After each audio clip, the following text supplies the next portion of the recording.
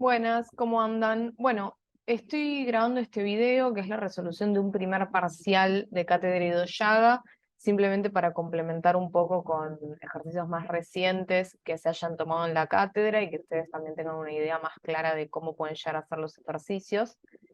En este primer ejercicio nos dicen seleccionar la opción correcta, ¿sí? O sea, estos son ejercicios, por lo menos los de este primer parcial, que fue lo más reciente que pude encontrar, fue durante segundo cuatri del 2021, es decir, fue el último cuatrimestre en el cual hubo virtualidad. Si alguien tiene un primer parcial del 2022, me lo pasa y lo resuelvo, no tengo ningún problema.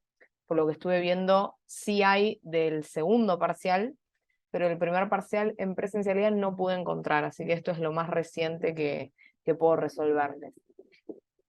Dice, para obtener el sulfuro crómico, se parte de ácido sulfúrico e hidróxido de cromo 3. El sulfuro crómico es una oxosal constituida por el anión sulfato y el catión cromo más 3. Para obtener el ácido precursor de la sal sulfuro crómico se hace reaccionar el óxido de azufre con agua, ninguna es correcta. O para obtener el sulfuro crómico reaccionan 3 moles de ácido sulfídrico con 2 moles de hidróxido crómico y se obtienen 2 moles de sal y 2 moles de agua. Bueno, en primer lugar nos tenemos que ubicar en qué es el sulfuro crómico. ¿Sí? Voy a volver a escribir el nombre acá.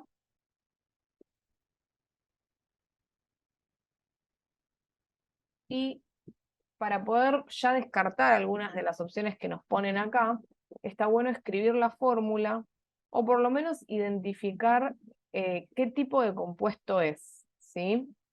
¿Es una oxosal? ¿Es una sal? ¿Es un ácido? ¿Qué es? Bueno, básicamente esto es un compuesto formado por azufre y cromo, ¿sí? Por eso sulfuro de azufre, crómico de cromo, ¿sí? Entonces, inicialmente yo lo que sé es que azufre y cromo tienen seguro. Entonces, con esto ya descartamos un par de cosas. Un óxido obviamente no puede ser. Un ácido no puede ser tampoco, porque me está hablando de sulfuro y cromo. No tengo ni hidrógeno ni oxígeno en el caso de ser un oxoácido. Claramente es una sal, pero lo que nos va a complicar un poquito darnos cuenta acá es si es una oxosal o si es una sal binaria, ¿sí? Eso es lo que tenemos que poder distinguir. ¿Y cómo hacemos para distinguir esto? Bueno, básicamente tenemos que ver la terminación del no metal. En primer lugar, un pequeño comentario que se me pasó. ¿Cómo me doy cuenta que es una sal? Bueno, estoy combinando azufre con cromo. Estoy combinando un no metal con un metal. Entonces, claramente va a ser una sal esto. ¿Cómo hacemos para diferenciar? Les decía, si es una oxosal o si es una sal binaria, por la terminación del no metal. Si el no metal tuviese terminación ato, ¿sí? Si el no metal tuviese terminación ato o ito, me estaría hablando de una oxosal. Ahora, el no metal tiene terminación uro, ¿sí? ¿Qué significa la terminación uro? En primer lugar, significa que el no metal está usando su único número de oxidación negativo, cosa que no pasa o no pasaría si esto fuese un oxosal, porque en los oxoaniones el no metal, que no es el oxígeno, utiliza sus números de oxidación positivos, no negativos. Y la terminación uro, recuérdenlo, siempre me indica que el no metal está utilizando su número de oxidación negativo. Entonces, ¿en qué situación un no metal va a estar utilizando su único número de oxidación negativo y combinándose con un metal? Bueno, en las sales binarias, ¿sí? No hay chance de que sea otra la respuesta. Entonces, esto es el sulfuro crómico, es una sal binaria, como les estoy diciendo, por todo esto que les acabo de explicar. La sal binaria está compuesta por no metal y metal. El metal siempre va primero, así que yo sé que va a estar formada por cromo y por azufre. Lo que me faltaría determinar es cuántos cromos y cuántos azufres. Para eso voy a la tabla periódica. Acá estoy con la tabla periódica de químico A21, porque justo la acabo de usar en un video anterior, entonces la dejé, pero es prácticamente lo mismo que la de química CBC en cuanto a las cosas que nosotros vamos a estar mirando. El azufre, fíjense que tiene como número de oxidación negativo solo el -2, ¿sí? Los no metales siempre tienen solo un número de oxidación negativo, así que el azufre claramente está utilizando el -2, y lo que tenemos que ver es el cromo, cuáles son sus posibles números de oxidación, ¿sí? Positivos, obvio, porque es el catión. Acá tenemos 2, 3 y 6. Bueno, acá es donde tenemos que recordar nomenclatura, ¿no? Porque el cromo tiene más de un número de oxidación posible. Por lo tanto, tenemos que ver cuál está utilizando.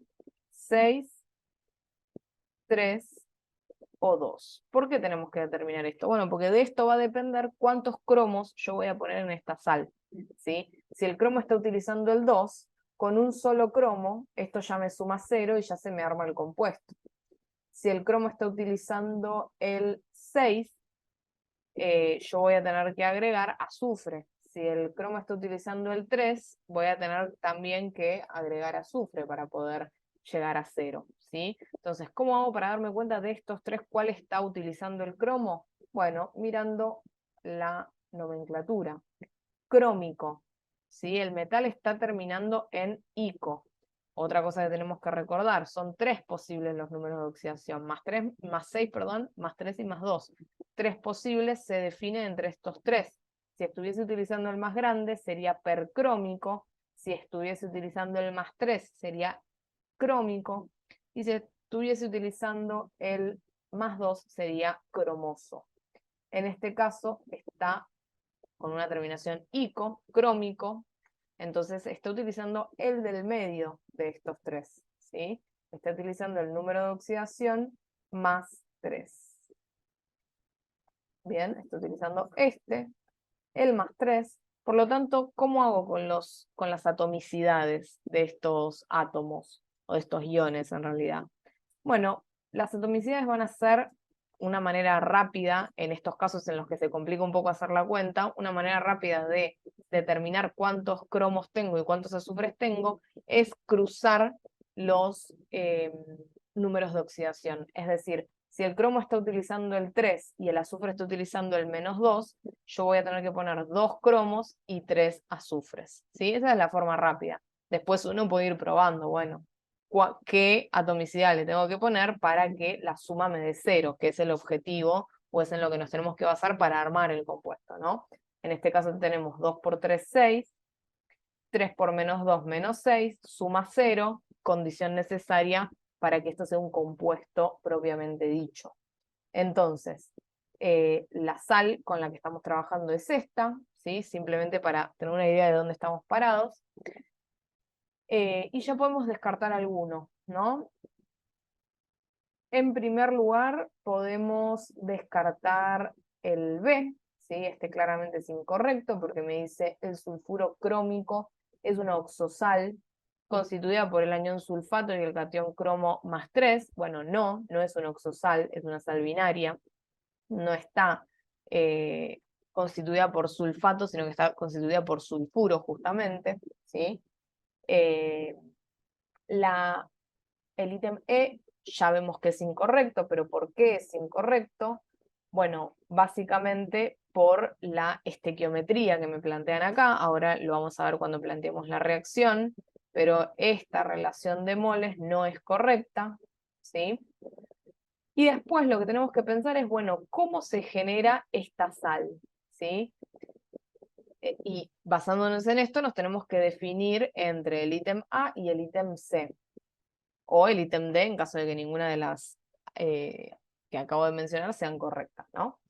El ítem A me dice, para obtener sulfuro crómico, se parte de ácido sulfúrico e hidróxido de cromo 3. Bueno, acá ya hay cosas que a mí me suenan a simple vista, ¿sí? Me suenan correctas porque, o me dan una sensación de que podría ir por acá. ¿Por qué? Porque en primer lugar ya me hablan de cromo 3, nosotros ya sabemos que el cromo está utilizando el número de oxidación más 3, así que ahí nos podrían ser dos cosas, o un guiño para que digamos, bueno, esta puede ser la correcta, o una trampa, ¿sí? Porque fíjense que en el B también me dicen que el catión es cromo más 3 y sin embargo está mal, así que ojo, pero bueno, nos acercamos un poco más. ¿Y el ácido sulfúrico? ¿Qué tipo de ácido es? ¿Es un oxoácido o es un ácido binario? Bueno, el ácido sulfúrico es un ácido, es un oxoácido, ¿sí? Si fuese un ácido binario sería sulfídrico o sulfuro de hidrógeno. Entonces, ¿por qué esto automáticamente nos dice que el ítem A es incorrecto? Bueno, porque el ácido sulfúrico, y en los oxoácidos en general, el no metal, que no es oxígeno ni hidrógeno, es decir, el azufre, recordemos por las dudas que el ácido sulfúrico, no nos importa en este caso cuántos hidrógenos, cuánto azufre y cuánto oxígeno, pero tienen básicamente esta estructura, ¿sí? Hidrógeno, azufre, oxígeno, con atomicidad 1 cada uno, ¿bien? Entonces, les decía que en los oxoácidos el hidrógeno siempre utiliza +1, el oxígeno siempre utiliza -2, y el azufre, o el no metal, en este caso azufre, que no es ni oxígeno ni hidrógeno, utiliza número de oxidación positivo, ¿sí? Entonces, pensemos, ¿tiene sentido que para preparar un compuesto en el cual el azufre está utilizando un número de oxidación negativo, yo use un compuesto en el cual el azufre está utilizando un número de oxidación positivo? Y no. De un compuesto que tiene número de oxidación positivo el azufre, voy a obtener compuestos en los cuales el azufre tenga número de oxidación positivo, ¿sí? Yo necesito un compuesto, necesito partir de un compuesto en el cual el azufre esté utilizando el -2. Y el ácido sulfúrico no es un caso en el cual el azufre esté utilizando el -2. Por lo tanto, automáticamente, cuando leo ácido sulfúrico, me doy cuenta que la A es incorrecta. De nuevo, como les decía recién, el cromo con número de oxidación 3 nos da un guiño como para decir, bueno, la A podría llegar a ser, pero no nos confiemos solo con eso, tiene que coincidir todo, obviamente. Bueno, vamos a ver qué pasa con la C. Para obtener el ácido precursor de la sal sulfurocrómico se hace reaccionar óxido de azufre 6 con agua. Bueno, claramente incorrecto, ¿no? Por dos razones. Primero, porque si yo estoy haciendo reaccionar óxido de azufre con agua, ¿y el cromo de dónde lo saco? El agua es H2O, el óxido de azufre es oxígeno y azufre, y el cromo no está. Entonces, ¿cómo hago para llegar a sulfuro crómico si no tengo cromo? Y además, de nuevo, el sulfuro crómico, cuando marcamos acá el compuesto, nos dimos cuenta que no tenía oxígeno, porque no es una oxosal. Entonces, el óxido, ¿de qué me sirve? De nada, ¿sí? Por lo tanto, la C claramente también es incorrecta. Y si no nos dábamos cuenta de esto que acabo de decir, simplemente nos tenemos que fijar que me están diciendo óxido de azufre 6.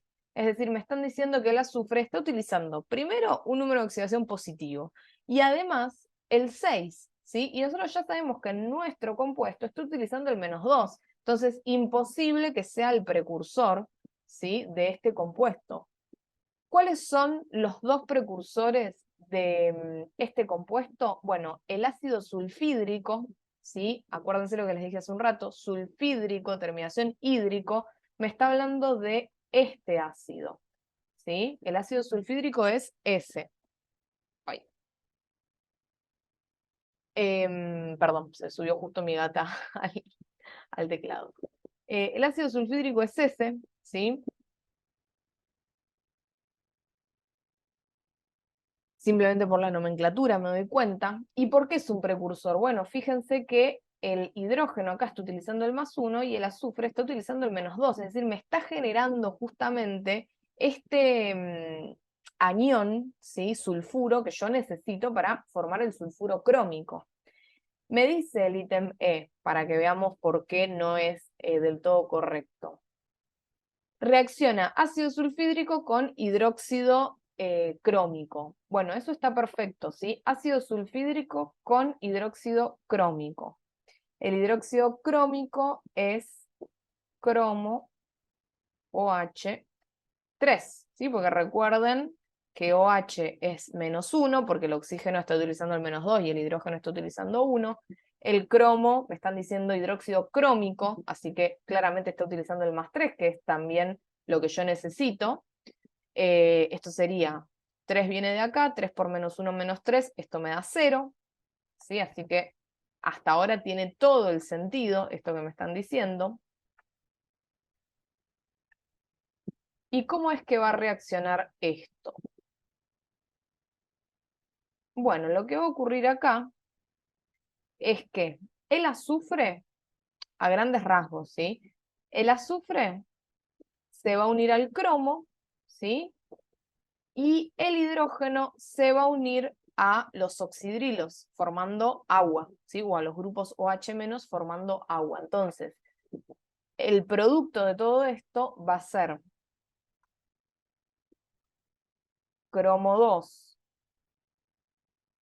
azufre 3, ¿sí? Que es nuestro compuesto, más agua, ¿sí? El problema que tenemos acá es un problema de estequiometría, porque el enunciado me dice, para obtener sulfuro crómico, esperen que voy a borrar esto para que no sea demasiado enquilombada la pantalla.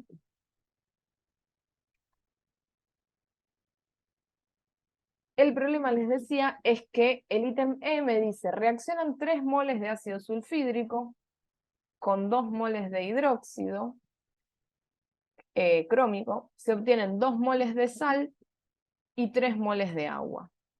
Bueno, veamos si esto cumple con la estequiometría. Si cumple con la estequiometría, bárbaro. Estamos frente a la reacción que describe cómo se prepara el sulfuro crómico. La reacción es, ¿no? Lo que me está fallando acá, como les decía, es el balanceo.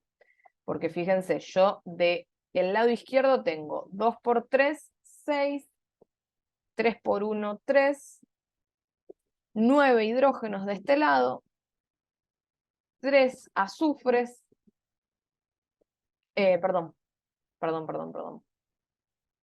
vamos de nuevo.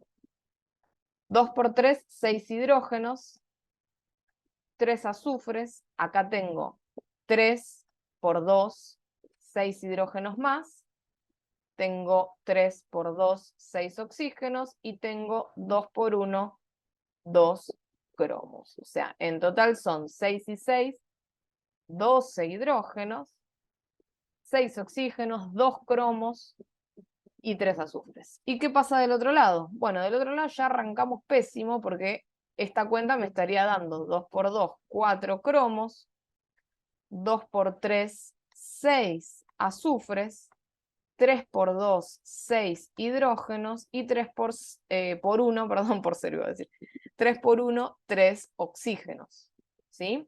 Entonces, la nomenclatura, evidentemente no, la nomenclatura, perdón, estoy grabando este video de noche y evidentemente ya estoy cansada. La estequiometría claramente no es correcta, ¿sí? El balanceo estequiométrico no es correcto, ¿sí? Porque no estoy teniendo el mismo número de átomos de un lado y del otro. ¿Cómo sería correcto? O sea, ¿cómo debería ser el ítem E para que sea correcto? Bueno, yo en primer lugar, este 2 lo borraría, pondría un 1, ¿sí? Al poner un 1 ahí, ¿qué es lo que va a pasar? Bueno, lo que va a pasar es que voy a tener 2 cromos y en vez de 6 azufres voy a tener 3. Fíjense que ya estamos bárbaros, porque de este lado tengo 3 azufres y 2 cromos, sacando ese 2, de este lado tengo 3 azufres y 2 cromos. ¿Qué nos faltaría hacer? Y balancear el agua. Fíjense que del lado izquierdo tengo 12 hidrógenos y 6 oxígenos, pero del lado derecho tengo 6 hidrógenos y 3 oxígenos. Por lo tanto, lo que tengo que hacer es este 3 de acá, transformarlo en un 6. De esta manera, en vez de tener 6 hidrógenos y 3 oxígenos del lado derecho, voy a tener 6 por 2, 12 hidrógenos y 6 oxígenos. Y fíjense que queda bárbaro, ¿sí? Queda completamente balanceado porque tengo 12 y 6, 12 y 6, ¿sí? Entonces, esta sería la reacción correcta de preparación del sulfuro crómico. Entonces, el ítem E estaba bien en cuanto a cómo se plantea la reacción, pero mal en cuanto a el balanceo que proponen. Perdón, iba a cortar para pasar al siguiente ejercicio, me di cuenta que no aclaré cuál es la correcta, pero obviamente la correcta es la D. Ninguna opción es correcta, ¿sí? Ahora sí, pasamos al que sigue.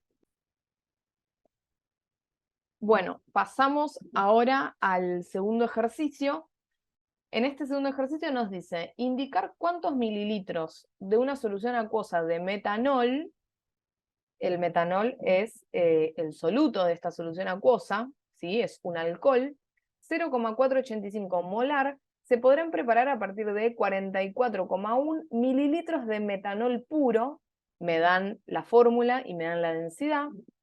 Y bueno, me dicen expresar el resultado sin decimales y sin unidades. Es decir, tenemos que responder un número entero, ¿sí?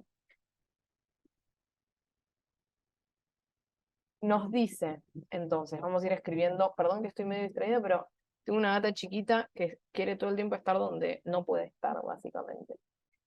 Em, ¿Cuántos mililitros de una solución acuosa de metanol? Bien, primero, solución acuosa.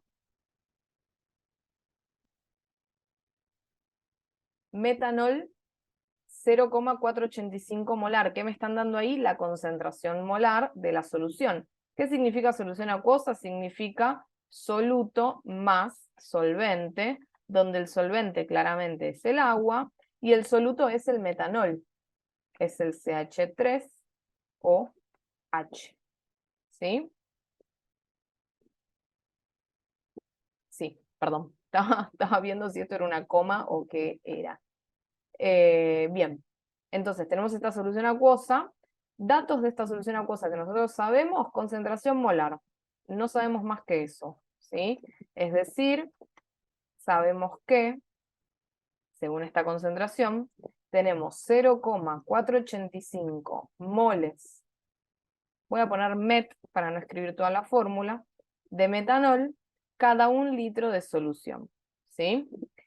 A mí me están diciendo, recuerden que la concentración es una relación entre soluto y solución, es decir, no me están diciendo verdaderamente cuánto tengo yo de esta solución, ¿sí? Simplemente me están dando la relación que se tiene que mantener sin importar qué volumen de solución yo tome. Me preguntan entonces, ¿qué volumen, cuántos mililitros, puedo preparar de esta solución partiendo de 44,1 mililitros de metanol puro? Es decir, yo tengo 44,1 mililitros de soluto, ¿sí? De metanol, 100% metanol, no mezclado con agua, ¿sí? Sino 100% metanol. Tengo 44,1 mililitros de soluto pleno, ¿bien? Entonces, ¿cómo voy a hacer para averiguar qué volumen de solución puedo preparar? Y fíjense, si yo acá pongo los moles de metanol que tengo disponibles, con una regla de 3 puedo averiguar el volumen de solución que contendría a esa cantidad de metanol, ¿sí? El tema es que yo no sé cuántos moles de metanol tengo. ¿Qué dato tengo yo? Bueno, el dato que tengo yo es volumen de metanol. ¿Qué tengo que hacer entonces? De volumen pasar a masa de metanol. De masa de metanol tengo que pasar a moles de metanol. Y estos moles de metanol son los que voy a venir a meter acá, en mi regla de 3, para averiguar el volumen de solución que contendría a esa cantidad de metanol. ¿Bien? ¿Qué datos necesito para hacer esto? Para pasar de volumen de metanol, a masa, necesito la densidad. ¿La tengo? Sí, está acá. Para pasar de masa de metanol a mol de metanol, necesito la masa molar. ¿Tengo la masa molar? No, pero tengo la fórmula, ¿sí? Tengo la fórmula y tengo una tabla periódica, así que la masa molar la puedo averiguar tranquilamente. ¿Bien? Entonces, lo que vamos a hacer es empezar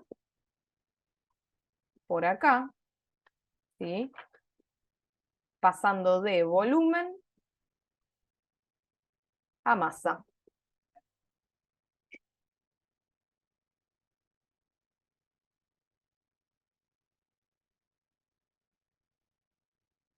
De metanol, ¿sí? Del soluto.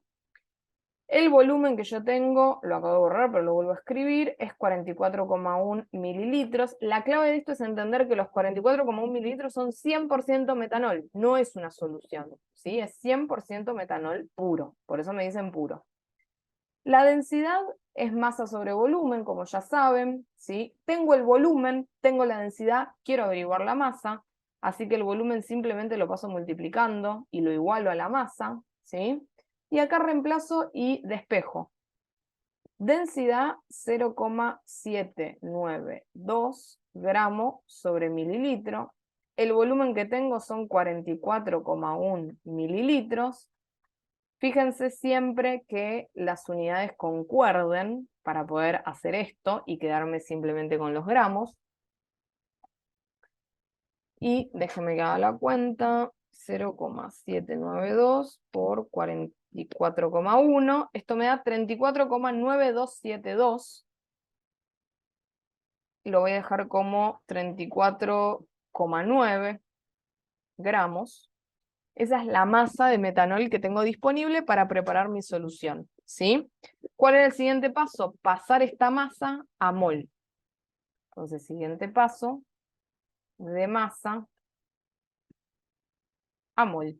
¿Qué necesito para esto? La masa molar, es mi dato, ¿no? Primero, acá abajo escribo ya que la masa es 34,9, ¿sí? Mi herramienta para hacer este pasaje es la masa molar, y para eso tengo la fórmula, ¿no? SH3OH. Entonces lo que tengo que hacer es agarrar la masa de un átomo de carbono, que es 12, sumarle la masa de 4 átomos de hidrógeno, 1,01 por 4, y sumarle la masa de un átomo de oxígeno, que es 16. Esto me da 32,04, lo redondeamos obviamente a 32, ¿sí?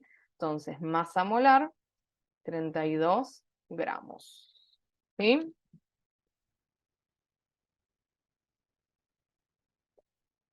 ¿Qué me indica? Perdón, 32 gramos sobre mol, ¿no? Justamente, les estaba por hacer una pregunta que se contradecía a lo que yo acababa de escribir, que es, ¿qué me indica la masa molar de un compuesto?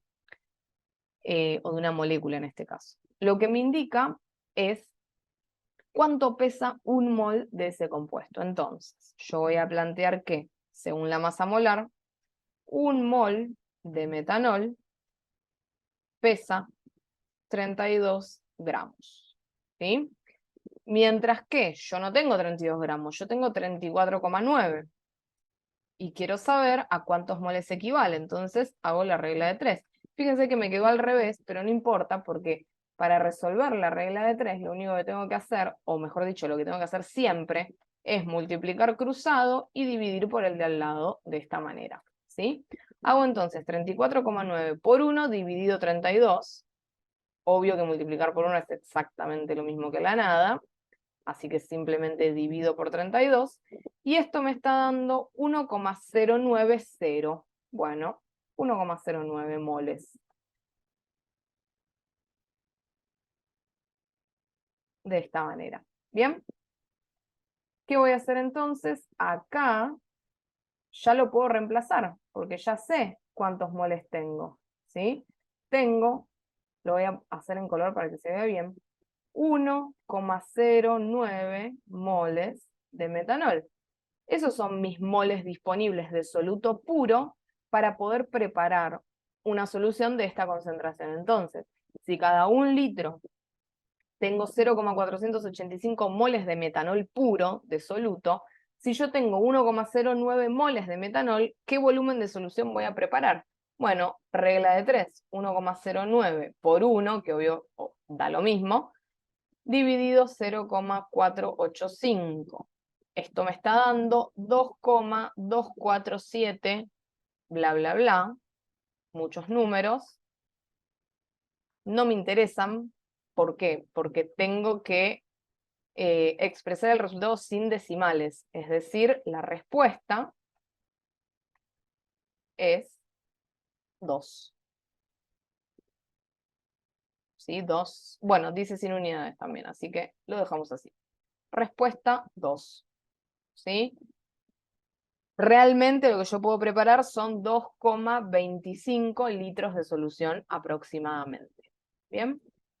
Bueno, vamos con este que va a ser muy sencillo para todos porque todos ya hicieron el trabajo de laboratorio y es básicamente haber entendido eso. Así que está buenísimo poder tener este ejercicio en el parcial, justamente porque es algo que ustedes tienen que haber entendido para hacer el informe. Es decir, no requiere mucho estudio extra.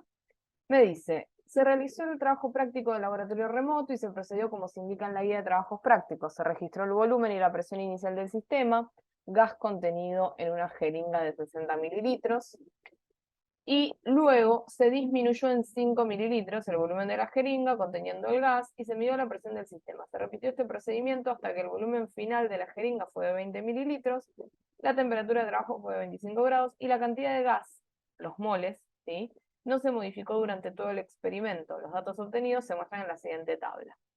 Como ustedes ya saben, nos dan un dato de volumen de cómo va variando, dato de presión en kilopascales, y después lo que tenemos es el gráfico de presión versus volumen, ¿sí? Y lo que estamos observando acá es que a medida que disminuye la presión, lo que ocurre es que va aumentando el volumen, ¿sí? De esta manera. Entonces, como ustedes también ya saben, son inversamente proporcionales, ¿sí? Y este experimento se logra manteniendo N constante, T constante y R obviamente constante, porque esta relación inversamente proporcional se basa justamente en la ley de los gases, en las cuales si esto es constante y esto es constante, si aumento presión disminuye volumen, o si disminuyo presión aumenta volumen, inversamente proporcionales, ¿sí? Bueno, vamos a ver qué es lo que nos dice. El ítem A dice, el gráfico representa lo ocurrido en el experimento realizado en el laboratorio remoto. La variable independiente es la temperatura. Bueno, incorrecto, ya podemos decir que es incorrecto porque me dice variable independiente es la temperatura, pues no se modificó. No, si no se modificó, no es una variable. Variable, el mismo nombre te lo está indicando, son las cosas que cambian, ¿sí? Las cosas que varían. Si la temperatura no se modificó, es una constante, no es una variable, ni dependiente ni independiente. ¿Bien? Así que la A es claramente incorrecta. La B dice, el gráfico representa, bueno, lo mismo, la variable independiente es la temperatura, pues no se modificó en todo el experimento, incorrecto por la misma razón. Y la C y la E son parecidas y tienen una leve diferencia en la que nos tenemos que concentrar para poder decidir cuál es la correcta. El ítem C me dice, el gráfico representa lo ocurrido en el experimento realizado en el laboratorio remoto, la variable independiente es el volumen y la variable dependiente es la presión. Recuerden que la independiente es la que varío yo y la presión es la que varía en función de cómo, perdón, dije la presión, bueno, repito por la duda. La variable independiente es la que yo varío, la que modifico yo manualmente. Esa es la independiente. Y la variable dependiente es la que se modifica al modificarse la independiente, es decir, es la que depende de la otra. En este experimento yo lo que estoy modificando es el volumen, ¿sí? Fíjense que dice, se registra el volumen y la presión inicial, y luego se disminuyó en 5 mililitros el volumen de la jeringa. Y se midió la presión, es decir, modifico el volumen y mido qué es lo que pasa con la presión. Entonces, la independiente, la que yo modifico, es el volumen, y la dependiente, la que varía en función de la otra, es la presión, ¿sí? Entonces, decir que la independiente es el volumen, está perfecto, ¿sí? La C es la correcta, ¿sí? Perdón, la C hasta el momento es correcta. Y la variable dependiente es la presión. Observando el gráfico, se observa que la relación entre ambas variables es inversa, perfecto. Si se repitiera el experimento, y esto es clave, va, más o menos. O sea, es importante que se entienda, pero la diferencia importante que había que marcar entre la C y la E era quién es la independiente y quién es la dependiente, ¿sí? Porque fíjense que la E dice la independiente es la presión y la dependiente es el volumen. Bueno, esa ya sabemos que es incorrecta, justamente porque acabamos de explicar, ¿no? Que la independiente es el volumen porque es la que yo modifico. Entonces la E es incorrecta y vamos a terminar de confirmar que la C sea correcta, porque fíjense que la D dice ninguna opción es correcta, así que la C podría ser incorrecta. Observando el gráfico se observa que la relación entre ambas variables es inversa. Si se repitiera el experimento modificando únicamente la cantidad de moles de gas contenido en la jeringa, aumentándola a 0,04 moles, los datos obtenidos mostrados en la tabla serían distintos. Bueno, la C es correcta. ¿Por qué? Porque además de lo de independiente y dependiente, los datos van a ser distintos. La relación, es decir, la conclusión de que presión y volumen son inversamente proporcionales, va a seguir demostrándose. Pero los datos, es decir, estos números, ¿sí? ¿Cómo es que varía la presión? Sí va a ir cambiando. ¿Por qué? Porque fíjense que P por B varía inversamente proporcional, y de manera inversamente proporcional, quiero decir, al ser igualado a moles por constante por temperatura.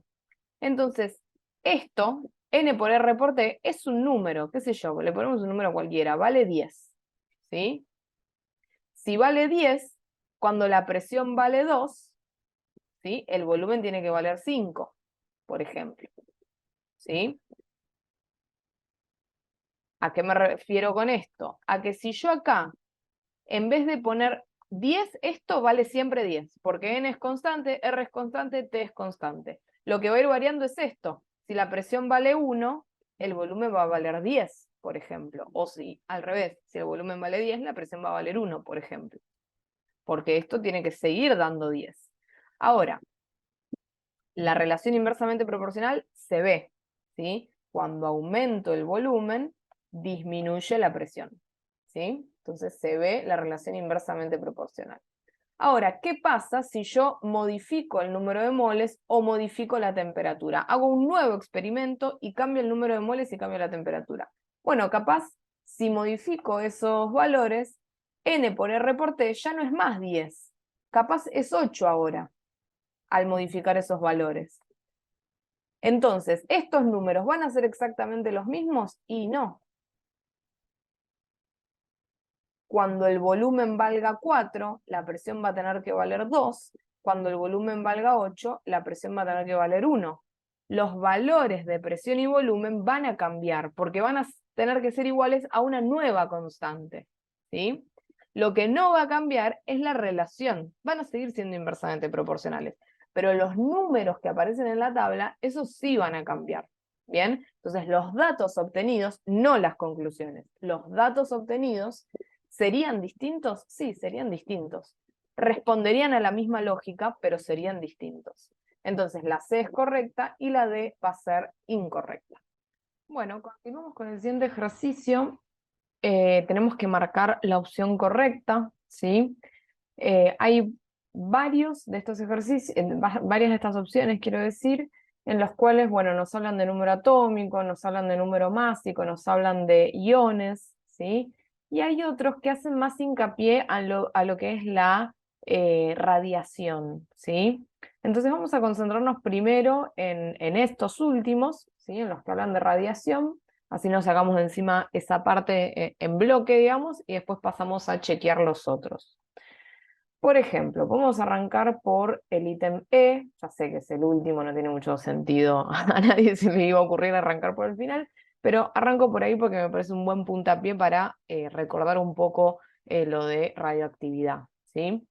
El ítem E me dice, todos los isótopos de un mismo elemento son estables. Bueno, lo que nosotros habíamos visto es justamente que esto no es correcto, o sea, de las primeras cosas que yo les dije en la clase teórica de radioactividad fue que justamente los nucleidos radiactivos son isótopos no estables. Hay isótopos que son estables y que está todo bárbaro, y hay isótopos que no son estables, ¿sí? Y que esa no estabilidad tenía mucho que ver con tener un desequilibrio entre los neutrones y los protones del núcleo, ¿sí? Entonces, todos los átomos tienen isótopos, ¿sí? Algunos isótopos son estables y viven, entre mil comillas, toda la vida súper tranqui, y hay otros isótopos que son inestables y bueno, emiten radiactividad justamente buscando conseguir la estabilidad que no tienen, ¿sí? Entonces, el ítem E podemos decir ya de entrada que es incorrecto, ¿sí? Porque si todos los isótopos fuesen estables, no existiría la radiactividad ni la radiación. El ítem B trata un poco de lo mismo, me dice cuando un nucleído desintegra, recuerden que esto de la desintegración del nucleído es justamente la búsqueda del nucleído de la estabilidad que no tiene, porque es un isótopo inestable, y es lo que les mencionaba recién. Cuando desintegra emitiendo rayos gamma, el nucleído hijo obtenido es isótopo del nucleído madre, ya que tiene el mismo número atómico. Bueno, el B es incorrecto también, pero ¿por qué? Porque el nucleído hijo, luego de una desintegración en la cual se emiten rayos gamma, es exactamente igual, tiene la misma identidad nuclear que el nucleído del cual nosotros partimos. Acordémonos que cuando se emiten rayos gamma, ¿sí? Lo que estamos haciendo es liberar energía simplemente, ¿sí? Estamos liberando energía y es el único proceso que ocurre en ese tipo de desintegración, ¿sí? No ocurre la liberación o la transformación, mejor dicho, de neutrones en protones, ni de protones en neutrones, ni nada de eso, sino que lo único que ocurre es la liberación de una energía que estaba manteniendo excitado al nucleído y el nucleído la libera justamente para relajarse, ¿sí? Por decirlo de alguna manera. Entonces estos rayos gamma son esa energía extra que se libera. Pero el nucleído hijo, en cuanto a su identidad química, es exactamente igual al nucleído del cual nosotros partimos, es decir, tiene el mismo número atómico y tiene el mismo número másico también. Así que el B es incorrecto. El C me dice el yodo Z53, número másico 131, desintegra emitiendo partículas, a mí ahí me da la sensación que dice beta menos, no se ve muy bien, pero me da la sensación que dice beta menos, y por lo tanto el nucleído hijo resultante de esa desintegración será el yodo Z53, pero número másico 132. ¿Qué pasa con esto? Bueno, las desintegraciones en las cuales se emiten partículas beta negativas consistían básicamente en la transformación de un neutrón del núcleo en un protón, ¿sí? El número másico, si ustedes se acuerdan, se calcula haciendo protones más neutrones. Entonces, si yo aumento el número de protones la misma magnitud que disminuyo el número de neutrones, el número másico no va a cambiar. ¿Qué quiero decir con esto? Que pongo un ejemplo cualquiera, no exactamente este, ¿no? Si yo tengo un átomo que tiene 10 protones y 10 neutrones, pero le ocurre una desintegración de este tipo y uno de sus neutrones se transforma en protón, ¿qué es lo que va a ocurrir? Bueno, de repente voy a tener 9 neutrones y 11 protones. ¿Hay alguna modificación en el número másico por esta transformación? No. El número másico es 20, el número másico es 20. Entonces, si yo estoy transformando neutrones en protones, de la misma manera que si yo estoy transformando protones en neutrones dentro del núcleo, el número másico no se va a ver afectado nunca, ¿sí? Cuando yo transformo neutrones en protones, lo que sí se va a ver afectado es el número atómico del nucleído hijo, ¿sí? Pero bueno, en este caso la diferencia me la ponen en el número másico. Me dicen que pasa de 131 a 132. No, porque desaparece entre comillas, un neutrón y aparece un protón. Entonces el número másico no se ve afectado de ninguna manera. La C es entonces incorrecta también. Bueno, ahora que nos sacamos de encima esos, vamos con los otros que tienen más relación entre sí. Vamos con el ítem A, que me dice, cuando un átomo de calcio, los datos que me dan del calcio es que su Z es, perdón, 20 y su número másico es 40, pierde 2 electrones, se transforma en el ion calcio 2 más, calcio 2 más, pero fíjense que acá arriba me pone un número másico que es 38. ¿Sí? Yo les pregunto, obviamente no me van a poder responder, pero les pregunto para que lo piensen. ¿Los electrones contribuyen al número másico?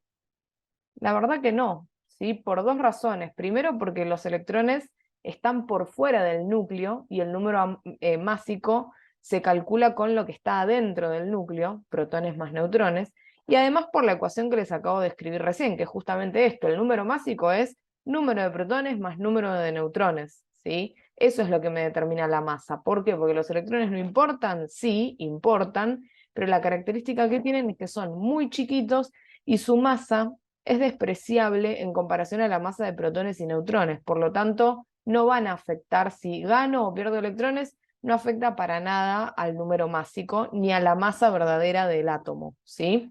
Entonces, es cierto que cuando el calcio pierde 2 electrones, se transforma en el catión calcio 2+, es de hecho el único catión que puede formar el calcio, pero lo que no es cierto es que su número másico se vea modificado. El número másico del calcio 2+ va a seguir siendo 40, y de hecho el número atómico del calcio 2+ va a seguir siendo 20. Lo que está ocurriendo es que en este caso tiene 20 protones y 20 electrones, mientras que en este caso tiene 20 protones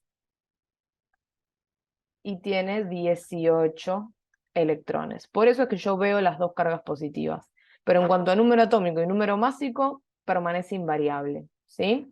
Por lo tanto, el ítem A es incorrecto. Y vamos con el ítem D, que me dice lo siguiente: potasio más 39, calcio 2+, 40, recuerden que el numerito arriba a la izquierda es el número másico, son isótonos y además son isoelectrónicos. Bueno, recordemos lo que es esto. Isótonos significa igual número de neutrones, isoelectrónico significa igual número de electrones, ¿sí? Bueno, vamos a chequear, ¿sí? Vamos a chequear esto. El calcio tiene un Z igual a 20, ¿sí? Esto quiere decir que tiene 20 protones. En este caso no voy a repetir todo el desarrollo porque justo lo acabo de borrar. El calcio 2+ no tiene 20 electrones, sino que tiene 18 electrones, por eso es que veo las dos cargas positivas, ¿sí? Y fíjense que acá me están diciendo que su número másico es 40. Es decir, 40 es igual a sus protones más sus neutrones. Yo sé que tiene 20 protones. Así que de acá puedo despejar tranquilamente el número de neutrones. 40 menos 20 me da 20, ¿sí? Tengo ahí los 20 neutrones entonces. Esto para comparar si son isótonos. Y tengo también el número de electrones para comparar si son, para comprobar, perdón, si son isoelectrónicos. Estos son los dos datos del calcio 2+ que a mí me interesan. Vamos ahora con el potasio. Vamos a chequear primero, porque no me lo están dando, el número atómico del potasio, porque no me lo acuerdo. 19, sí, está justo al ladito, uy, justo al ladito del calcio. Tenemos entonces un Z igual a 19.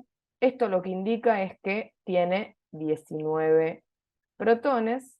¿Y cuántos electrones va a tener? Bueno, el potasio así, ¿sí? El potasio en estado elemental sin ningún tipo de carga tiene 19 protones y tiene 19 electrones, por eso es que tiene carga cero, ¿sí? Pero ¿qué pasa cuando se transforma en potasio más? Bueno, cuando se transforma en potasio más lo que está haciendo es perder un electrón, por eso es que yo estoy viendo esta carga positiva que viene del núcleo, ¿sí? Viene de los protones. Entonces, al perder este electrón, lo que está ocurriendo es que está teniendo un electrón menos que los protones que tiene en el núcleo, por eso es que se ve la carga positiva. Por lo tanto, el potasio más va a tener 19 protones y va a tener 18 electrones, ¿sí? Hasta ahora vamos bien porque tiene 18 electrones exactamente igual que el calcio 2+. Vamos a ver qué pasa ahora con el número de neutrones. El número másico es 39. Nuevamente esto es protones más neutrones. Los protones son 19. De acá puedo entonces despejar el número de neutrones. 39 menos 19 es 20. Y lo que estamos viendo entonces es que tiene exactamente el mismo número de neutrones, ¿sí? Por lo tanto, es correcto el ítem D, que me dice que el potasio más y el calcio 2 más son isótonos, es decir, tienen el mismo número de neutrones, y además son isoelectrónicos, es decir, tienen el mismo número de electrones, ¿sí? Bueno, vamos con la que sigue, que me dice el dimetilsulfóxido, y me da ahí la fórmula del dimetilsulfóxido. Vamos a escribirla porque la vamos a necesitar. También llamado DMSO, es un importante solvente que penetra en la piel, lo cual permite usarlo como agente de aplicación tópica de medicamentos. Sabiendo que la densidad, otro dato que me están dando, es 1,1 gramos sobre centímetro cúbico, calcular los mililitros de DMSO que contiene 1,7 por 10 a la 23 átomos de carbono. Bien. Nosotros tenemos que, este es un clásico ejercicio de transformación de unidades simplemente, ¿sí? A mí me están dando información sobre la cantidad de dimetilsulfóxido, pero me la están dando diciéndome solamente cuál es el número de carbonos, cuál es el número de átomos de carbono presente en esta cantidad que nosotros desconocemos. Lo que tenemos que hacer es justamente trazar una ruta desde átomo de carbono hasta volumen de DMSO, ¿sí? Entonces, yo voy a partir de átomo de carbono, que es mi dato, y lo que tengo que hacer es llegar hasta volumen, ¿sí? Y yo acá les podría haber como improvisado estas flechitas que les estaba por hacer, pero mejor lo que voy a hacer es armar una esquemita que para mí es súper útil para resolver este tipo de ejercicios y que lo uso siempre para explicarlos. Y no sé, para mí es muy claro, ustedes me dirán si les sirve o no les sirve. El esquema me dice lo siguiente: si yo tengo dato de volumen y quiero pasar a un dato de masa, o viceversa, de masa a volumen, mi herramienta es la densidad. Si yo quiero pasar de masa a mol, sea mol de átomo o sea mol de molécula, dependiendo masa de qué tengamos nosotros, mi herramienta para hacer esto va a ser la masa molar. Lo mismo para el otro lado, ¿no? Para pasar de mol a masa, la masa molar es mi herramienta también. Para pasar de mol de átomo a número de átomo, o mismo para pasar de mol de molécula a número de molécula, y viceversa, mi herramienta es el número de Avogadro, ¿sí? Y para pasar de mol de molécula a mol de átomo o de número de molécula a número de átomo, mi herramienta es la atomicidad. ¿Bien? ¿Cuál es la clave de este esquema? Entender que yo no puedo pasar de número de átomo directo a volumen. Si yo tengo número de átomo y quiero pasar a volumen, el camino que voy a tener que tomar es de número de átomo a número de molécula, de número de molécula a mol de molécula a masa y de masa a volumen. Yo tengo que seguir las flechas, no puedo tomar atajos, ¿sí? Sí o sí tengo que ir cumpliendo con todos los pasitos.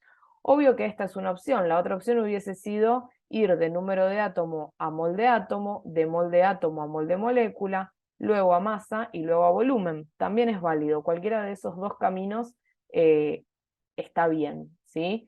Y ustedes me pueden llegar a decir, bueno, pero ¿por qué no voy de mol de átomo a masa directamente y de masa a volumen? Bueno, porque la densidad, que es la herramienta para pasar de masa a volumen, nosotros la tenemos del compuesto, no de los átomos de carbono, ¿sí? Yo sé la densidad del dimetilsulfóxido.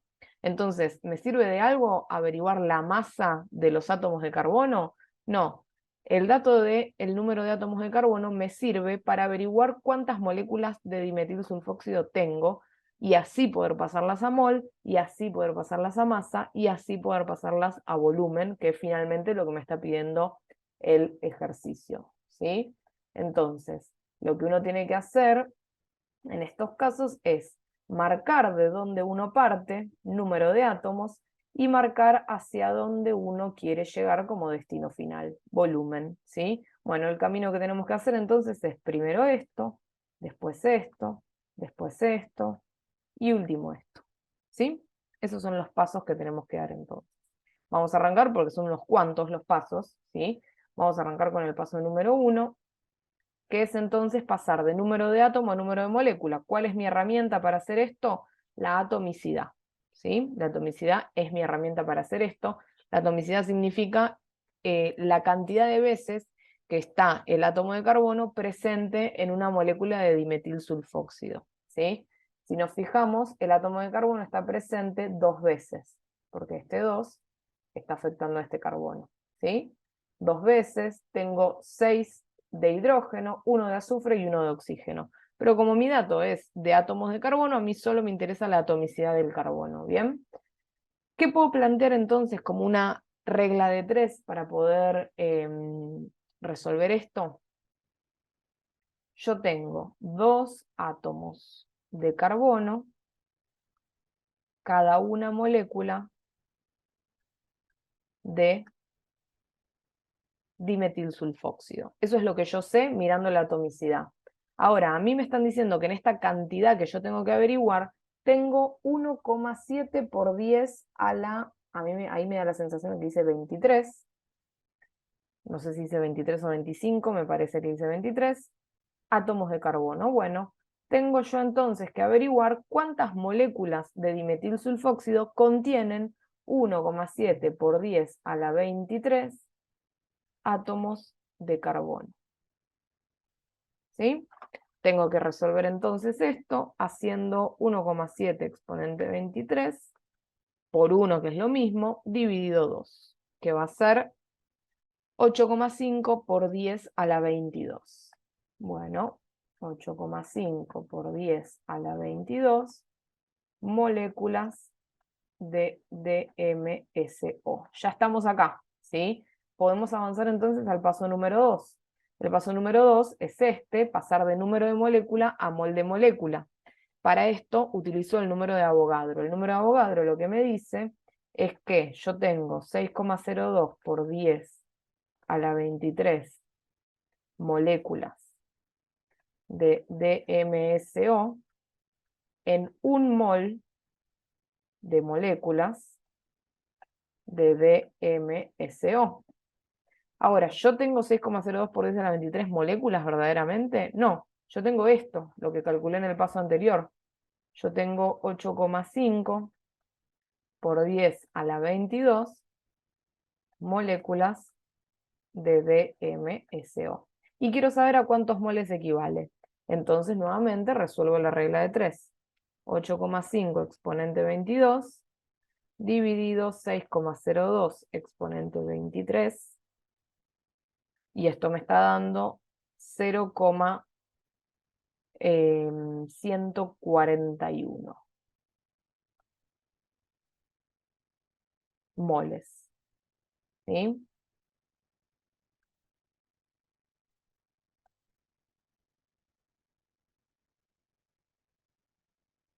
Bien. Entonces, perdón, estoy volviendo a hacer la cuenta porque disocié un segundo cuando estaba escribiendo los números y tengo miedo de haberlo escrito mal. No, ahí está, 0,141, perfecto. Bien, tenemos entonces los moles, ya estamos acá, ¿sí? Nos quedan 2 pasitos más y terminamos el ejercicio. Fíjense que si uno se organiza, ¿sí? Traza un plan de acción, no es tan difícil al final, ¿sí? Es simplemente ir haciendo lo que nos dice el esquema e ir utilizando las herramientas que nos da el esquema. Paso número 3 entonces, pasar de mol de molécula a masa. Vamos con el paso número 3, de mol de molécula a masa. Para esto mi herramienta es la masa molar. La masa molar es algo que te pueden dar como dato, o si no te lo dan como dato, no hay que entrar en pánico porque lo podemos calcular fácilmente, ¿sí? La masa molar de este compuesto, que es el CH32SO, va a ser ni más ni menos que la masa del carbono por 2, la masa del hidrógeno por 6, la masa del azufre por 1 y la masa del oxígeno por 1. ¿Bien? Entonces, simplemente mirando la tabla periódica podemos averiguarlo. Tenemos entonces la masa del carbono que es 12, pero gramos sobre mol, si usemos las unidades, pero multiplicado por 2 porque tengo 2 carbonos por mol de molécula, ¿sí? Más la masa del hidrógeno multiplicada por la cantidad de veces que está el átomo de hidrógeno presente, que son 6, más la masa del azufre, que esa no me la acuerdo, es 32,07, ¿sí? Es acá, ahí está, 32,07, lo redondeamos a 32,1,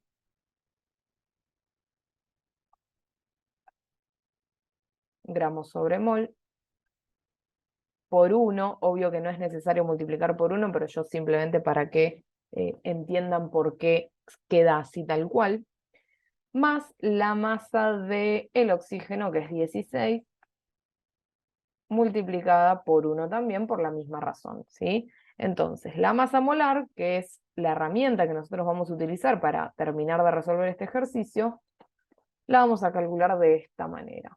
Vamos a hacer la cuentita.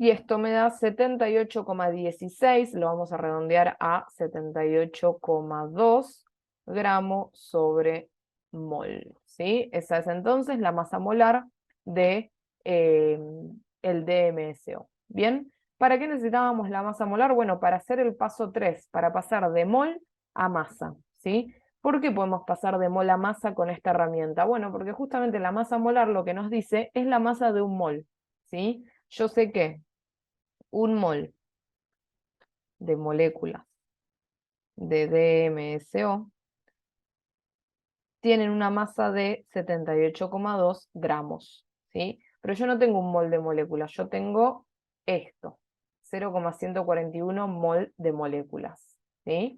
Así que vamos a poner acá 0,141 mol de molécula de DMSO. Y de acá vamos a despejar entonces, no, vamos a resolver la regla de 3 y averiguar a qué masa corresponde esta cantidad de moles. 0,141 por 78,2. Esto me da 11,026. Así que lo vamos a dejar como 11,03. ¿Sí? Vamos a dejarlo así. Esa es la masa entonces de mi cantidad de moles, tiene sentido, ¿sí? Proporcionalmente parece que estamos haciendo las cosas bien. Y vamos ahora con el paso 4, voy a hacer acá una pequeña división para no mezclar. El paso 4, fíjense que es el último, es este, y es el pasaje de masa a volumen, ¿sí? El pasaje de masa a volumen. La herramienta para pasar de masa a volumen es la densidad. Y la densidad la tenemos como dato, 1,1 gramos sobre centímetro cúbico. Así que vamos simplemente a plantear que la densidad es masa sobre volumen. Yo la masa la tengo, la densidad la tengo, el volumen es lo que queremos averiguar, por lo tanto vamos a despejarlo. Pasa multiplicando el volumen, pasa dividiendo la densidad, y acá simplemente tenemos que reemplazar con nuestros datos, ¿sí? La masa, dijimos, es 11,03 gramos, es esto que averiguamos acá, y la densidad es, si no me equivoco, 1,1, decía, gramo sobre centímetro cúbico. Déjenme chequear el tema de la densidad, a ver si era ese número. Sí, 1,1 gramos sobre centímetro cúbico. Así que hacemos la cuenta ahí, 11,03 dividido 1,1, y esto me da 10,03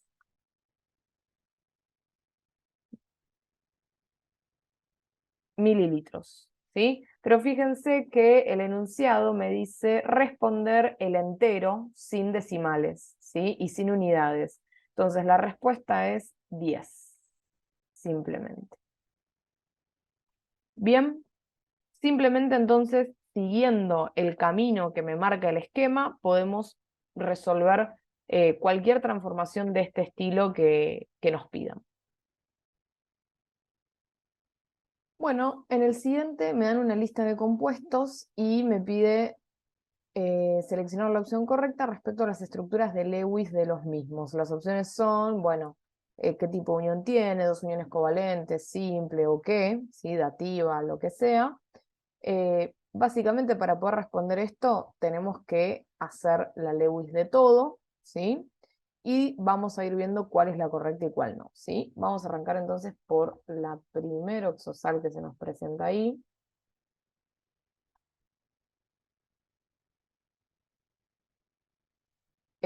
Vamos a arrancar poniendo el catión, que es el sodio más, ¿sí? Esto recuerden, el sodio es un metal alcalino, el único catión que forma es el catión sodio más. Fíjense también que nosotros tenemos 2 sodios por cada oxosal, así que le tengo que poner un 2 adelante.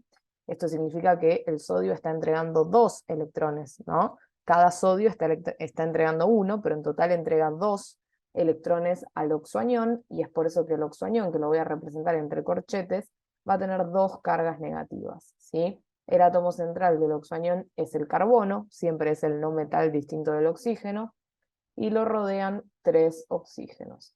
En los oxígenos siempre va a ir uno en cada oxígeno los electrones, ¿sí? Que recibió del catión. Como les decía, recibió 2 electrones, uno de cada sodio, y lo voy a acomodar uno en cada oxígeno de esta forma, ¿sí? A continuación, lo que tenemos que hacer es fijarnos, si no lo recordamos, en la tabla periódica, a qué grupo pertenece el oxígeno y a qué grupo pertenece el carbono, o mismo, si no lo quieren hacer con el grupo, chequear su configuración electrónica externa para poder determinar cuáles son los electrones de valencia, es decir, los electrones que van a utilizar para hacer enlaces, tanto el oxígeno como el carbono. El oxígeno tiene 6 electrones en su último nivel, el carbono tiene 4 electrones en su último nivel, así que los vamos a acomodar, ¿sí? Los puntitos van a ser electrones del oxígeno. Recuerden que los triángulos son los electrones que perdió cada sodio, ¿sí? Este tiene 6 ahí, este tiene 6.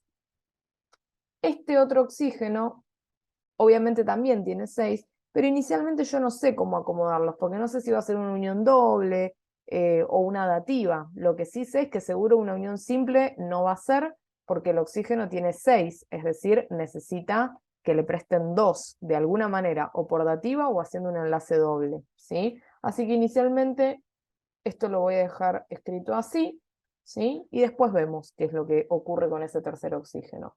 Lo que es seguro es que los 2 oxígenos, este y este, que recibieron un electrón cada uno del catión, van a querer hacer unión simple con el carbono, sí o sí. ¿Por qué? Porque tienen 6 electrones propios y un electrón del sodio. Por lo tanto, están con 7 electrones, es decir, desesperadísimos por obtener un octavo electrón y poder completar el octeto, ¿no es cierto? Entonces, el carbono tiene 4 electrones en su último nivel, lo podemos ver, por ejemplo, viendo que forma parte del grupo 14, así que tiene 4 electrones en su último nivel.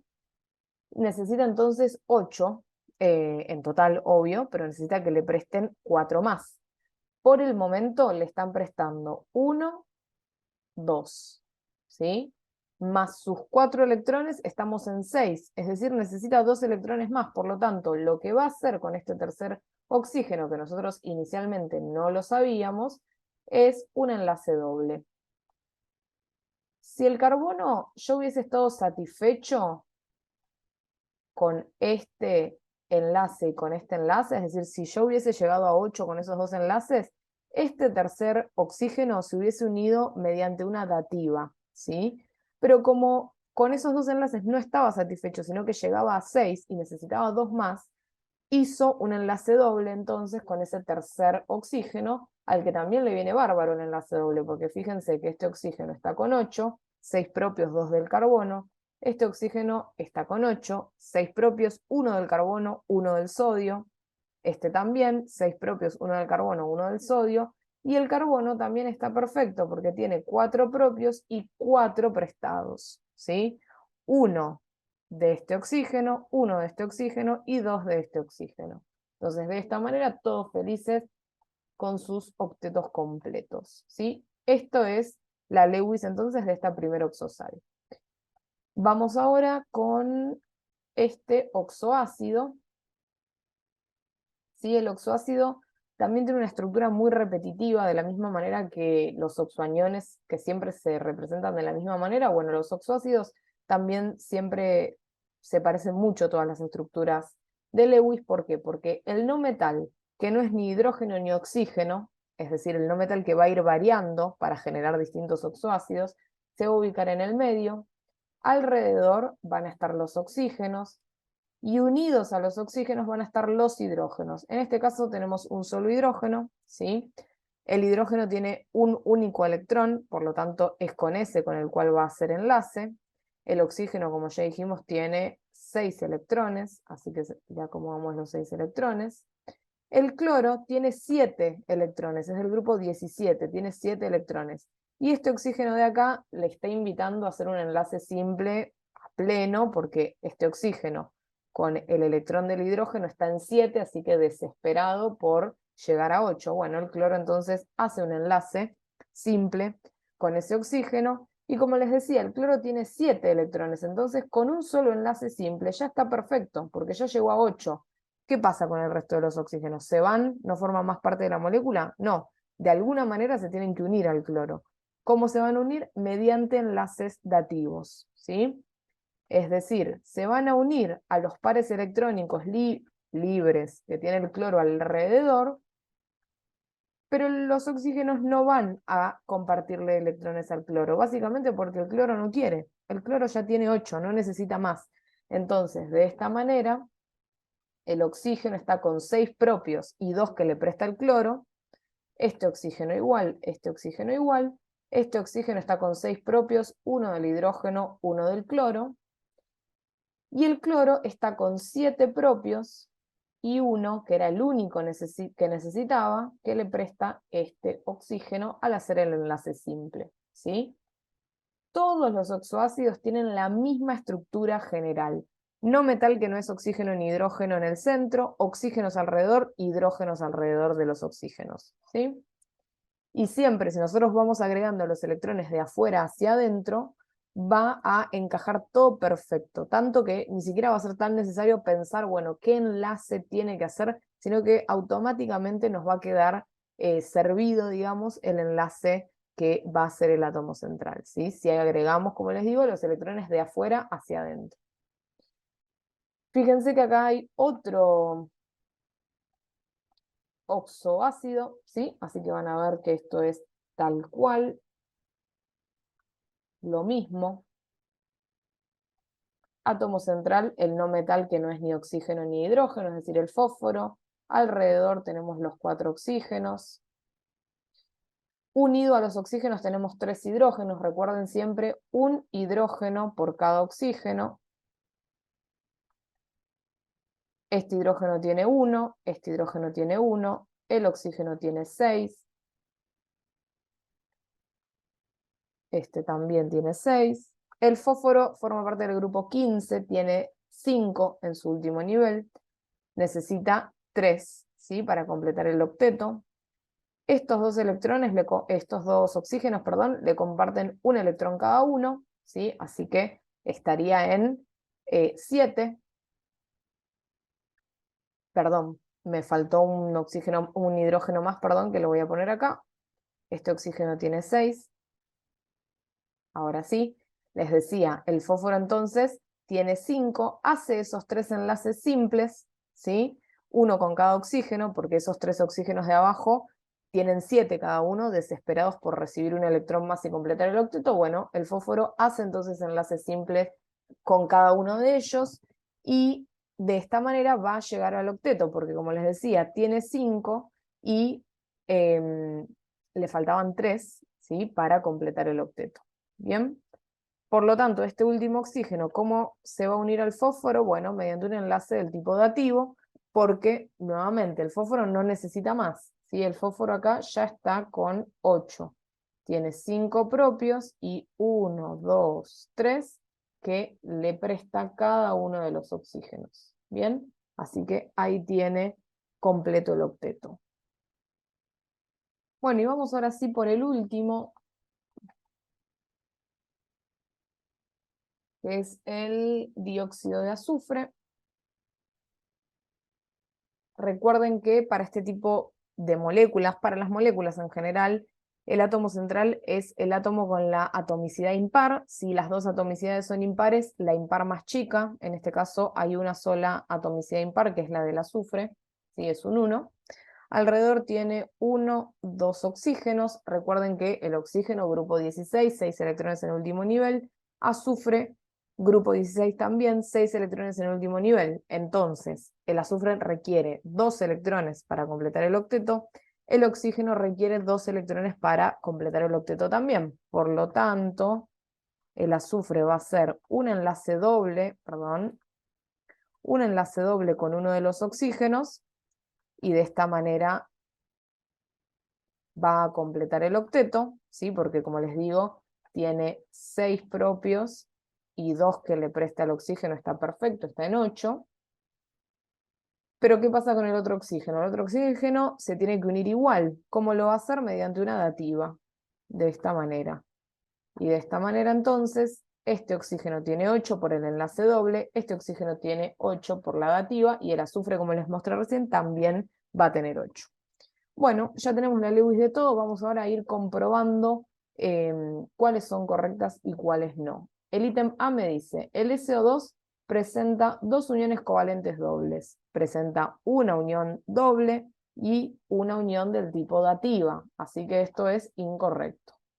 La B dice, el oxoácido del fósforo, este que dibujamos ahí, representamos ahí, no presenta uniones covalentes dativas. Sí, presenta una, ¿sí? Acá tenemos una unión covalente dativa, por lo tanto la B es incorrecta. La C dice que los oxoácidos este y este, los dos oxoácidos que nosotros representamos, tienen la misma cantidad de uniones covalentes simples. Bueno, este oxoácido tiene una unión covalente simple y este oxoácido tiene 3 uniones covalentes simples. Por lo tanto, no tienen las mismas. El oxoanión CO3 2-, o sea, el oxoanión carbonato, presenta una unión covalente dativa. Miren, presenta una doble, una simple, 2 simples. No presenta ninguna dativa, ¿sí? Así que la D es incorrecta. Por lo tanto, la correcta, como obviamente ya habíamos visto desde un principio, es la E, que nos dice que ninguna de las opciones es correcta. Vamos a pasar entonces a el ejercicio que sigue. Bueno, este ejercicio van a ver que es súper fácil. Lo que me dice es que se analice una muestra de miel, ¿sí? Y me dicen que esta muestra de miel dio los siguientes porcentajes. El 38% de la muestra es fructosa, el 32% es glucosa, el 8% es maltosa y el 5% es sucralosa. La verdad, se me hace que está mal escrito porque no me suena para nada, pero lo vamos a dejar así como suc. Y me dice que el resto es agua. Es decir, algún porcentaje que desconocemos de agua. Calcular la masa de fructosa, ¿sí? Es decir, el que me está interesando es este. Calcular la masa de fructosa expresada en gramos, contenida en una muestra de miel en la que hay 34 gramos de agua. Es decir, yo tengo una muestra en la que hay 34 gramos de agua y quiero averiguar cuánta masa de fructosa, ¿sí? Cuántos gramos de fructosa hay en esa misma muestra. Para esto, lo primero que tenemos que hacer es averiguar el porcentaje de agua que tiene la miel, ¿sí? Porque nosotros sabemos que 38% de fructosa, bárbaro, pero de agua, ¿cuánto? Y como me están diciendo que el resto es de agua, nosotros el porcentaje lo vamos a poder calcular haciendo 100%, que es el total de la muestra, menos todos estos porcentajes, menos 38, menos 32, menos 8 y menos 5. ¿Sí? Entonces 100 menos, para no escribir todo, voy a hacer acá 38 más 32 más 8 más 5, esto me da 83. ¿Sí? Por lo tanto, el porcentaje de agua es del 17% del total. ¿Sí? Listo, entonces ya sabemos el porcentaje de agua y esto ya es un pasito más y terminamos el ejercicio prácticamente. El 17% es de agua y yo sé que en mi muestra tengo 34 gramos de agua, ¿sí? Por lo tanto, hay una sola regla de 3 que me resuelve todo esto, que es la siguiente. Si el 17% de la muestra de miel corresponde a 34 gramos, no importa si es de agua, de fructosa, de glucosa, de maltosa, no importa. La relación que tenemos que poder hacer es porcentaje masa. Yo sé que el 17%, corresponde, es equivalente a 34 gramos. Pero yo quiero saber el 38% a cuántos gramos es equivalente, porque a mí lo que me interesa es la masa de fructosa. Entonces voy a poner 38% acá y voy a resolver esta regla de 3 y averiguar la masa. Entonces, 38 por 34 dividido 17 me da 76 gramos. ¿Sí? Entonces, la respuesta, los gramos equivalentes a al 38%, es decir, la masa de fructosa, es 76 gramos. La respuesta dice escribir el resultado sin unidades y con un número entero, o sea, respuesta 76.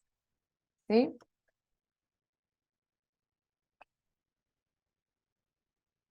Bien, perfecto. Volví a hacer la cuenta por las dudas porque me llamó la atención que termine tan redondita, pero la volví a hacer y sí, metí todo bien, da 76. Esa va a ser entonces la masa de fructosa presente en la muestra que me está indicando el enunciado. Bueno, en este ejercicio me dice, sabiendo que el SO3 a una atmósfera funde a 17 grados centígrados y ebulle a 113 grados Fahrenheit. Vamos a traducir esto que nos están diciendo. Nos dice, funde a 17 grados centígrados, es decir, pasa de estado sólido a estado líquido cuando llega a 17 grados centígrados.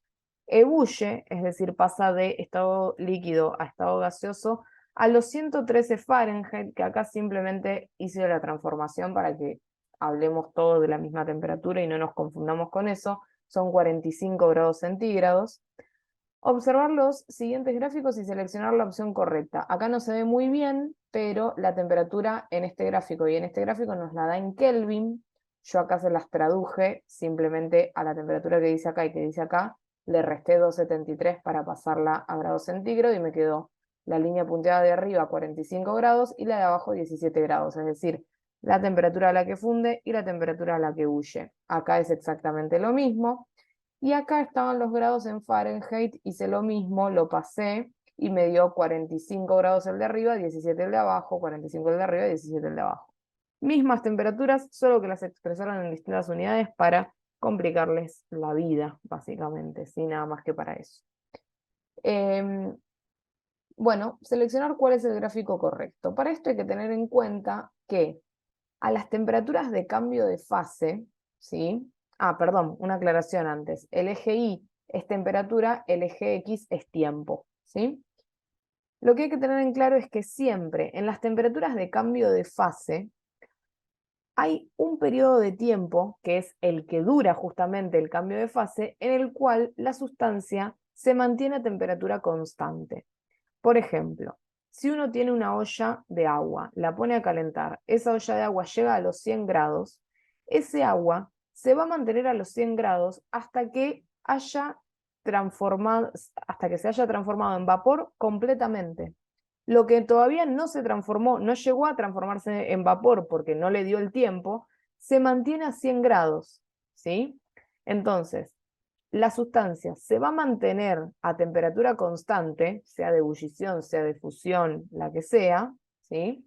Se va a mantener a temperatura constante hasta que el total de la sustancia que yo tengo haya cambiado de fase. Entonces siempre hay un periodo de tiempo en el cual se mantiene constante a la temperatura de ebullición o temperatura de fusión. Estos gráficos que me están dando acá son gráficos de relación temperatura de sustancia a lo largo del tiempo. Entonces, lo que nosotros tenemos que esperar ver en un gráfico correcto es que la sustancia se mantenga a una misma temperatura cuando llega a la temperatura de fusión y se mantenga a una misma temperatura a lo largo del tiempo cuando llega a la de ebullición. Obviamente no para siempre, un periodo de tiempo cortito, ¿sí? Fijémonos esta primera. La relación temperatura-tiempo aumenta, aumenta, aumenta, bárbaro, llega a la temperatura de fusión y en vez de mantenerse constante durante un ratito, es decir, en vez de hacer eso, va recta para arriba, cosa que no ocurre. O sea, lo que me están diciendo acá es, a determinado tiempo, la sustancia da un salto de temperatura y pasa de 17 grados a 45 grados. En un segundo, o sea, sin que pase el tiempo. Ni siquiera en un segundo, inmediatamente, ¿sí? ¿Es posible esto? Y no, claramente no. Una sustancia no pasa de líquida o de sólida a líquida y de líquida a gaseosa en un mismo momento, no, requiere un periodo de tiempo, ¿sí? Entonces el gráfico A es claramente incorrecto. Algo similar estamos viendo en el gráfico D, si se fijan, la sustancia aumenta su temperatura a lo largo del tiempo, llega a la temperatura de fusión y la verdad que ni se inmuta, sigue, sigue, sigue, sigue. Cuando llega a la temperatura de ebullición, ahí sí se mantiene constante, y después baja, y después se mantiene constante en 17. ¿Cómo es esto? Que a lo largo del tiempo, siempre tengamos en cuenta que es a lo largo del tiempo y con una fuente de calor constante. Entonces, si yo tengo una fuente de calor constante, ¿puede llegar a 45 grados, bajar a 17, mantenerse constante en 17? No. O sea, lo que yo espero es que suba, ¿sí? O sea, que sea, no va a ser una recta, por esto que les digo de que durante determinada cantidad de tiempo se tienen que mantener constante la temperatura, pero siempre va a ser creciente, ¿sí? La relación temperatura-tiempo, porque a medida que pase el tiempo de exposición a una fuente de calor, la temperatura de la sustancia va a ir subiendo, ¿sí? Evidentemente, digamos, la práctica diaria nos muestra eso inclusive. Por lo tanto, el gráfico D no tiene demasiado sentido. El gráfico B, y si se fijan, el gráfico C también, porque son idénticos, sí muestran algo correcto, que es que la temperatura aumenta a lo largo del tiempo. Cuando llega a la temperatura que corresponde al punto de fusión, se mantiene constante durante un periodo de tiempo. En ese periodo de tiempo, toda la sustancia pasa de estado sólido a estado líquido. Ese periodo de tiempo es lo que tarda. Una vez que está en estado líquido, sigue aumentando su temperatura hasta que llega al punto de ebullición. Cuando llega al punto de ebullición, se mantiene a esa temperatura hasta que ebulle toda la sustancia, y una vez que ebulló toda la sustancia, sigue aumentando. Ahí sí, recién, puede continuar aumentando la temperatura de la sustancia. Y acá pasa, si se fijan, exactamente lo mismo, solo que la temperatura estaba en otra unidad para confundirlos un poco. ¿Cuál es la correcta entonces? El ítem A, que me dice los gráficos B y C son correctos, ¿sí? Bueno, espero que les haya servido la resolución de estos ejercicios. Espero para la semana que viene poder resolver también algunos ejercicios que me parezcan interesantes del segundo parcial. Así, aquellas personas que están para el intensivo de química CDC, que es Cátedra y Llaga, pueden aprovechar y pueden ver estos videos antes de que rindan el examen integrador. Así que nos vemos seguramente la semana que viene.